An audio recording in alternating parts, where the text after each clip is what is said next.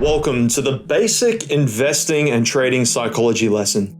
This lesson is one of the most popular ones in the Fundamental series for good reason. It's probably one of the most interesting. It's about you and me, and it's about how our brains interact with the financial world around us. In this lecture, you should be able to understand how the mind works and some of the pitfalls that we face as investors.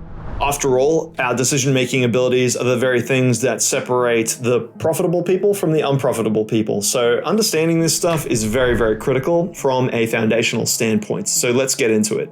First thing to understand is that everything happens in the mind. 100% of the activities in the market happen through your cognition. You only press the button one time, and that's to actually place the trade. So that's the moving of the finger, whatever it is. If you press it on the phone, or on the computer terminal, you only do the one little finger, everything else happens inside the brain. So making sure that the brain is aware of all of its own pitfalls and all of the beneficial ways that we can manipulate our own cognition in order to get the best decision-making capabilities. This stuff is incredibly important, so you can begin to see why understanding the mind is so important. Every thought that we have is being filtered through all of our previous experiences, all of our brilliance, all of our stupidity, all of the different biases that we have that we've developed over the course of our whole lives. Everybody is slightly different, but at the same time, everybody has the same instinctual pitfalls. And so we'll go into those in a minute. The first and most important rule of investing and trading psychology is that the human mind is not built to trade or invest by its default settings.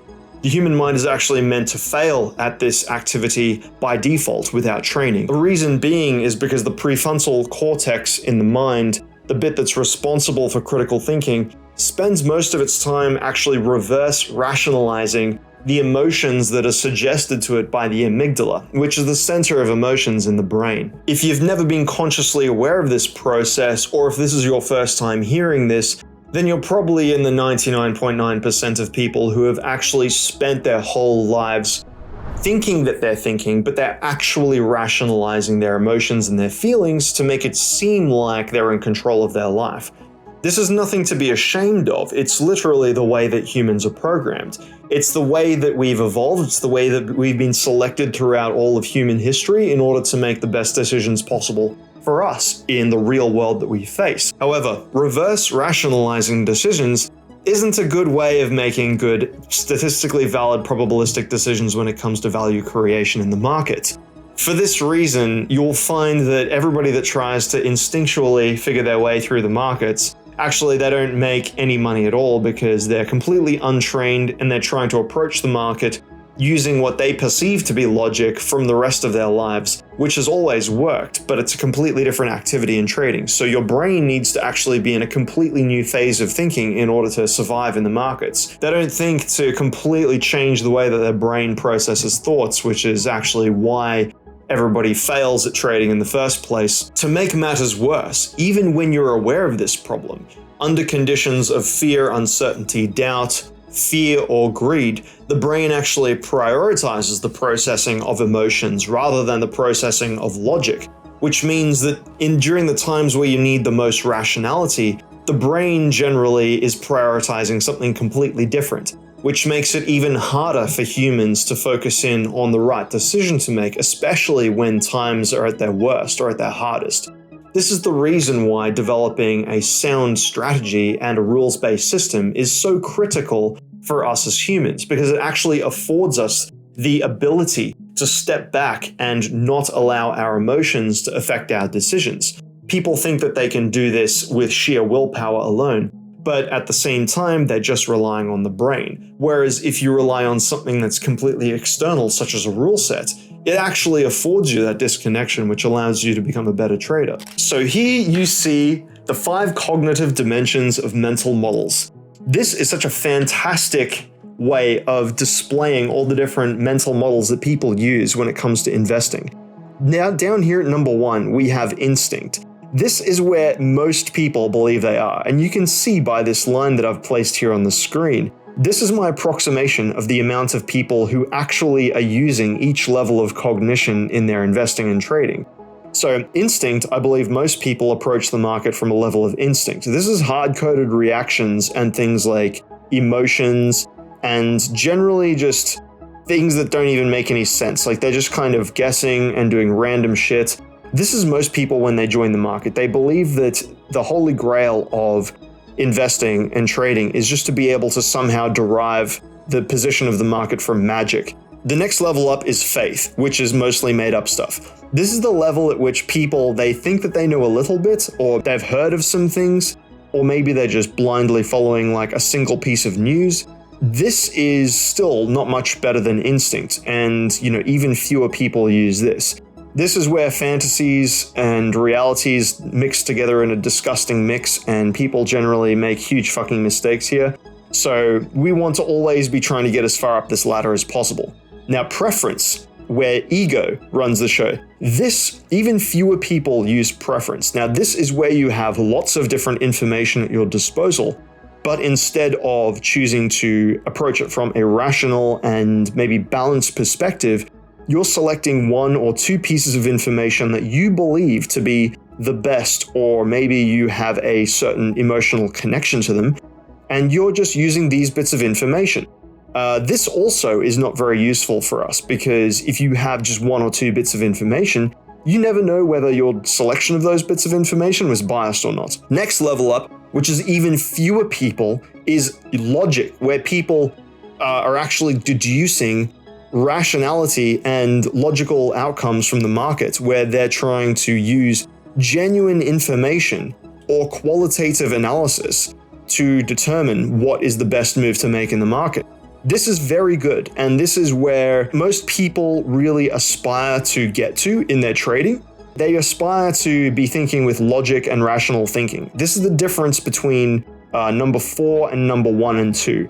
See, most people come into the market and think that they begin at number 4, when in reality, they start at number 1 or 2. Now, this is due to an enormous lack of humility and an enormous lack of respect for the complexity and danger for the activity that they're actually embarking on.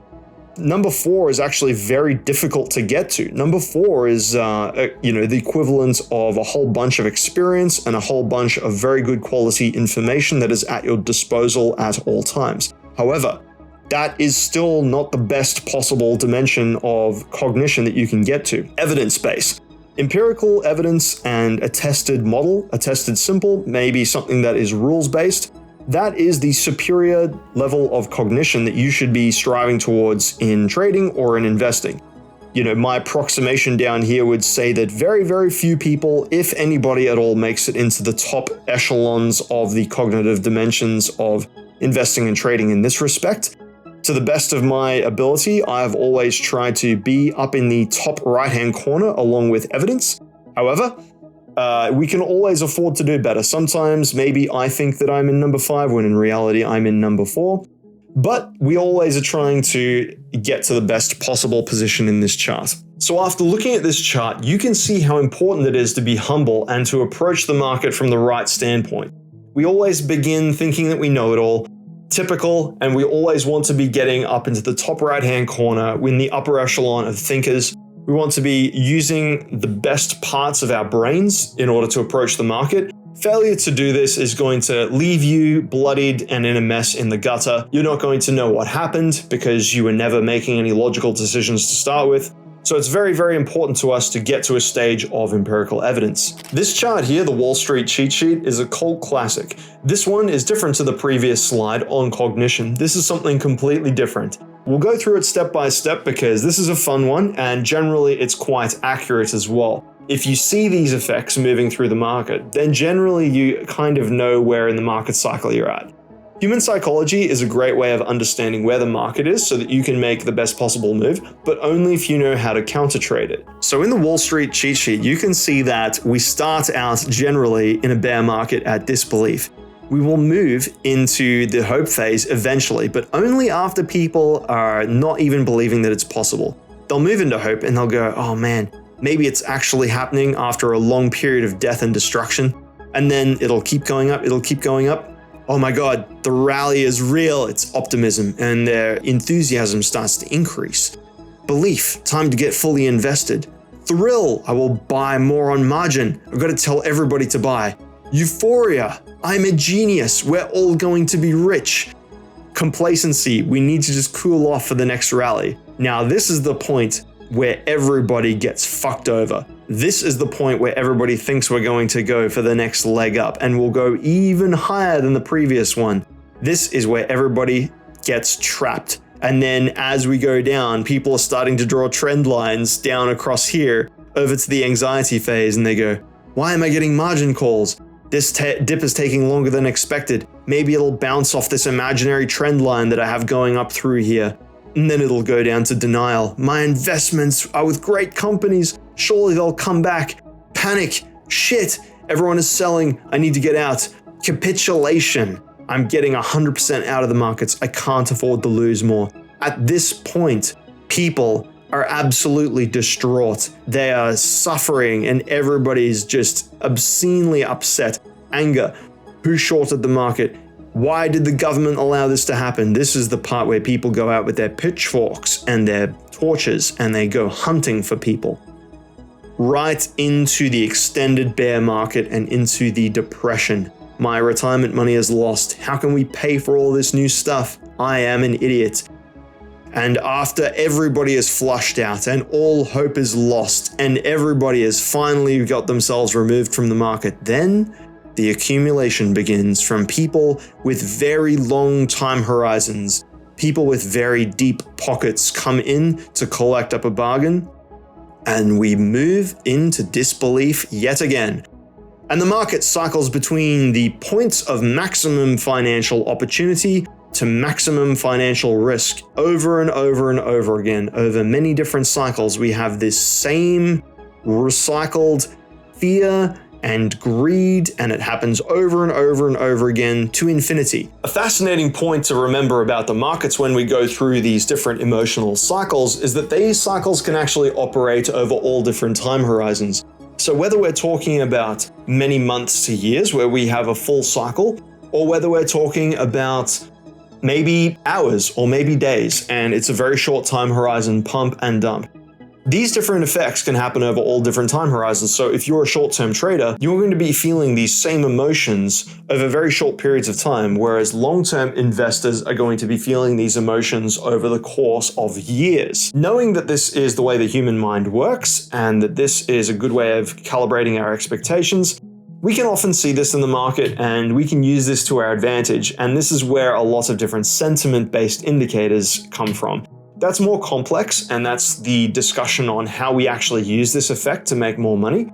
But this is just an introduction. So we'll continue on with the presentation and we'll look at that further in the university. So in the next part of this presentation, we're just going to quickly cover a few of the different cognitive biases and the cognitive errors that people go through when they're in the markets. A big part of the reason why we suffer from these is because the human mind is a master at energy conservation. The brain consumes so much energy from the human body that its job is actually to shut off a lot of the rationality in the brain so that we can resort back to very easy problem-solving heuristics that are inherent in our own mind. So one of the ones that we're starting off with here is anchoring. Anchoring is where, for example, and we'll use a market application. Anchoring is where you have something and you stick to it. In finance, this is like if we're having a negotiation and I say, well, I'm willing to sell you this pen for $100. And then you say, oh my God, no way I'm paying $100. I'll pay $50 for that pen instead. And I'm like, you know what? That sounds like a good deal. I'll give you this pen for $50. In reality, the pen costs $2, but we anchored ourselves way too high. And the same thing happens in the financial markets. When you invest in a cryptocurrency, it doesn't matter what price you buy in at, but you are anchored to that particular price. You form an emotional connection with that price, almost like you form a relationship with a person. You'll press the button and you'll know what price you got in at. You'll be thinking about that price. You're anchored to that price. But nobody else knows. The market doesn't know. Nobody else cares. The market doesn't care either. You're the only person in the universe that cares about that price, and the market is going to continue doing whatever it wants to do, regardless of your entry. Whether you're in profit or loss, it doesn't mean anything as far as good analysis goes, where the market is going next, and what your positioning should be. This is closely related to the sunk cost fallacy. The sunk cost fallacy is the mistaken belief that by persisting with a certain course of action, you can actually retrieve the losses or the issues that you had previously in the past. This is like the belief in chess that you can suddenly take back your positions, or being obsessed with a move that you made 10 moves ago, and you're like, oh, that was a mistake. Maybe if I move this piece from this square to this square, I can make up for that previous mistake. Not understanding that you cannot go backwards in time, and everything in the past actually doesn't exist. The only thing that we have is the current moment forwards. Everything else that happened in the past, every decision that you made, may have not existed.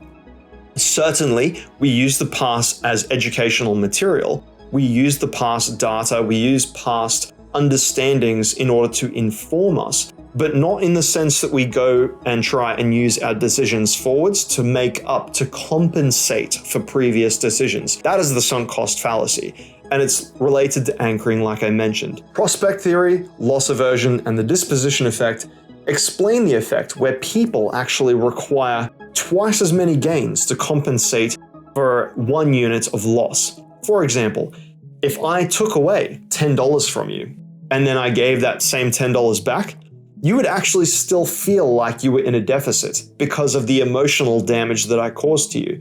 You can see how in trading, this wouldn't make any sense. This is not a rational relationship. The relationship numerically between profit and losses is quite simple to understand. It's just numbers. It's linear. However, the mind does not perceive it this way. The human mind is incredibly averse to losses. We hate losing things. For this same reason, people have a very strong loss aversion effect, which means that they try to avoid pain as much as possible.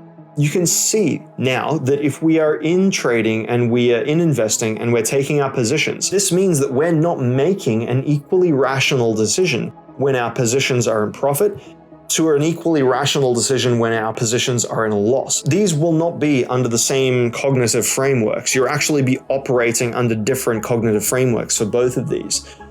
This effect obviously messes with your decision making to a very high degree and is probably one of the most dangerous cognitive effects that the human mind can suffer from in investing and trading. Herding is another big one. This is where people only feel comfortable participating in a certain course of action as long as there are other people also doing the same thing. This comes from an incredibly weak mindset, and you'll find this very often with new people into the market. They will often try and pass their decision-making capabilities through a consensus filter of some sort. So they will go into the chats and they'll ask, hey, what's everybody buying today? What's everybody selling today? Hey guys, I heard that there's some danger in the market. What are we doing? What we are doing doesn't mean anything. What everybody else does doesn't actually affect the outcome of the market, not unless it's a data collection activity for the sentiment effects that we spoke about earlier. For this reason, most people actually take a course of action and they believe that it's better to fail conventionally than to try and do their own things and fail unconventionally using their own analysis. They don't want to feel like they made the wrong decision. If a group of people went out there and made money, and then they made a decision and they didn't make money, they would feel stupid. And that would fuck with their mindset. And then they would be like, oh, well, now I feel very guilty and I'm going to participate in the group activity next time around. You can see that I'm using the word feel a lot.